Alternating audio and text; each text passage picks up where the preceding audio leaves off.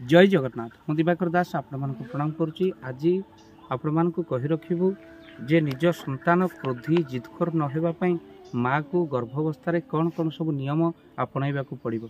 अनेक पिला माने क्रोधी जिदखोर बहुत रोचंती आ से माने कौन ना पिला माँ माने बहुत चिंता व्यस्त रोचंती आ चिंतार निजर मानसिक स्थिति हरउचंती जे पिलाटी दुष्ट हो गला पिलाटी थय रोनु।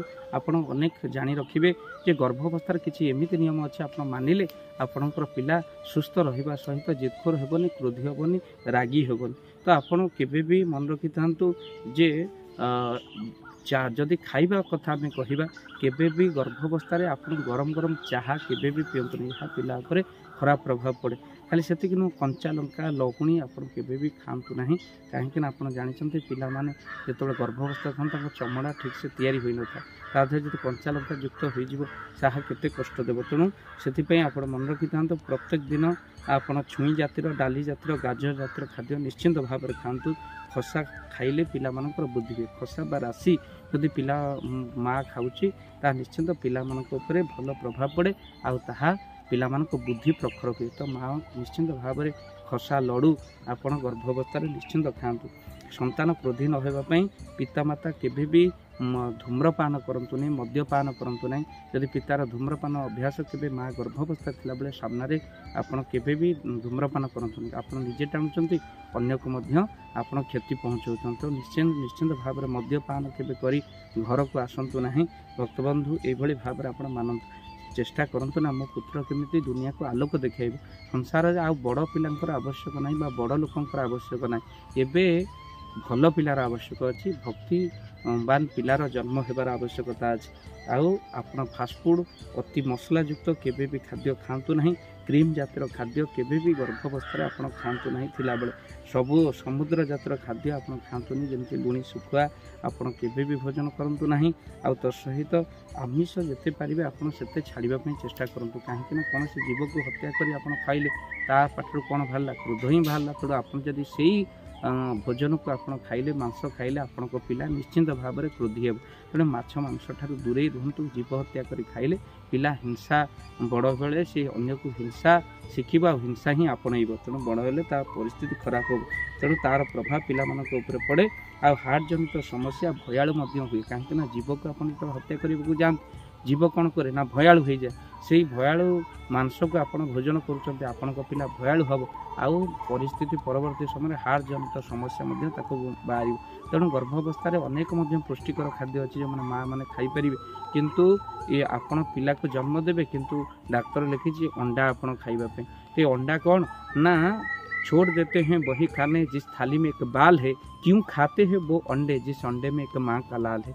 आम कौन पे से अंडा को खाइबा जो अंडा गोटे जीव को सृष्टि करने पूर्व आम मारी दौर अंडार सृष्टि होगा पूर्व विनाश कर दौर। तो से आप निश्चिंत भाव में गर्भावस्था ये कथा निश्चिंत मानवे। ये वीडियो को बहु मात्रा शेयर करूँ कहीं अनेक लोक मैंने बहुत कथा किसी जानी ना से माने जानिबार आवश्यकता अच्छी। तो निश्चिंत भाव में आपणकर यही वीडियो को आप कंटाक्ट ग्रुप रे थिबा ये लिंक को निश्चिंत भाव में पठातु आपण किसी भल कथा अन्य को जनइले से पुण्यर अधिकारी आपण हूँ। तो निश्चिंत यदि भाव दिवाकर चैनल नुआ चैनल को सब्सक्राइब करूँ एमती किसी नुआ नुआ कथा को शुणा। जय जगन्नाथ जय पंच जय जगन्नाथ। धन अर्जने धर्म करी धर्मे प्राप्त नरहरि। जदि आपण मानक धन कौन गरीब असहाय रोगी मानक सेवारे लगी पारिला जानतु आपणकर रोजगार सार्थक हो गला आपणक धनर मध्य बहुत महत्व रहिला। तो आज आपण माने जदि चाहूचंती आपणकर से धन महत कार्य लागू जेमिति कि आमे गोटे आम्बुलांस करिचु जो आम्बुलांस प्रतिदिन किछि असहाय रोगी मानक मेडिकल रे पहुंचाए किछि गरीब अनाथ शिशु मानक मध्य आमे वस्त्र दान करू किछि रोगी मानक पाखरे पहुंचू जो माने बहुत रोगरे पीड़ित से पाखरे आमे किछि अर्थ आ गरीब लोक मानकू सहायता प्रदान करूँ। ये किछि दिन पूर्व आपण माने सहयोग कले आमे मध्य किछि कंबल असहाय मानक पाखरे जाई पहुँची बांटी थिलु। आपण को कृतज्ञता ज्ञापन करने सहित जदि आपण चाहूचंती आपणक धन आम द्वारा कौन महत्व कार्य लागू तो स्क्रीन रे चली नंबर रे निश्चिंत आपण कॉल करंतु। आपणक विवाह वार्षिक आपणक पिला मानक जन्म रे श्राद्ध रे जदि आपण दान करने को चाहूचंती आपणक पुओ नाम रे झियो नाम रे स्त्री नाम रे ନିଶ୍ଚିନ୍ତ ଭାବରେ ଆପଣ ଦାନ କରିପାରିବେ। ସ୍କ୍ରିନ୍ରେ ଚାଲିଥିବା ନମ୍ବରରେ ଆପଣ କଲ୍ କରନ୍ତୁ, ଆମେ ଦେବୁ ଆପଣଙ୍କୁ ଫୋନ୍ପେ ନମ୍ବର, ଯେଉଁ ଫୋନ୍ପେ ନମ୍ବରରେ ଆପଣଙ୍କର ଦାନ ପହଞ୍ଚି ପାରିବ। ଆଉ ନିଶ୍ଚିନ୍ତ ଭାବରେ ଆପଣଙ୍କର ଦାନ କେଉଁ କାର୍ଯ୍ୟରେ ଲାଗୁଛି ତାର ମଧ୍ୟ ଭିଡ଼ିଓ କରି ଭାବ ଦିବାକର ଚ୍ୟାନେଲରେ ଆମେ ନିଶ୍ଚିନ୍ତ ଭାବରେ ପକାଇବୁ। ଆପଣ ଦେଖି ନିଶ୍ଚିନ୍ତ ଖୁସି ହେବେ। ତ ଆପଣଙ୍କ ପୁଅ ଝିଅ ବିବାହ ବାର୍ଷିକ ଜନ୍ମଦିନରେ ଯଦି ଆପଣ ଚାହୁଁଛନ୍ତି ଆପଣଙ୍କର ଦାନ ମହତ କାର୍ଯ୍ୟରେ ଲାଗୁ, ତ ସେଇ ଶୁଭ ଦିନ ମାନଙ୍କରେ ଆପଣ କଲ୍ କରି ଆମକୁ ଫୋନ୍ପେ ନମ୍ବର ମାଗିପାରିବେ। ଆଉ ଆମ୍ଭେମାନେ ଆପଣଙ୍କୁ ଫୋନ୍ପେ ନମ୍ବର ଦେବୁ, ଯେଉଁ ନମ୍ବରରେ ଆପଣ ସହଯୋଗ ରାଶି ପଠାଇ ପାରିବେ। ନିଶ୍ଚିନ୍ତ ଭାବରେ ଆପଣଙ୍କର ଧନର ସାର୍ଥକତା ହେବ।